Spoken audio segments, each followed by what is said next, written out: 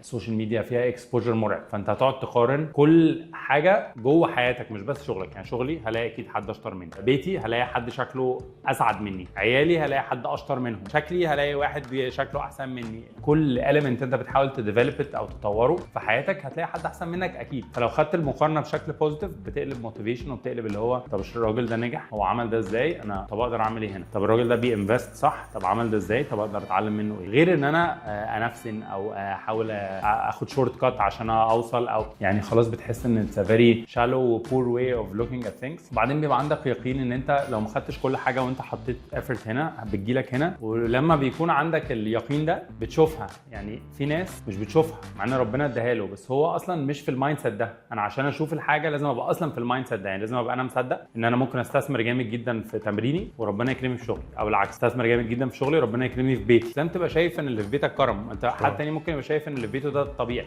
ما انا عيالي صحتهم كويس، طب ما كل الناس يا عم عيالها صحتها كويس. طب ما انا بعرف اسافر اتفسح انا وعيالي، يا عم ما كل الناس بتسافر تتفسح مع عيالها. لا مش كل الناس ولا حاجه، فاهم؟ بس انت بس تكون in the right mindset to accept اللي انت شايفه ده، والريوردز اللي جايه لك دي شوفها ان انت بجد. انا شفتها في حياتي كتير جدا، حطيت مجهود في حاجات كتير قوي قوي قوي بجد خدت منها زيرو. كميه المشاريع الناس تسمعش عنها حاجه، اللي عملتها وفشلت قبل ما تطلع للنور وطلعت للنور وفشلت بجد اكتر من بيفت بكتير. يعني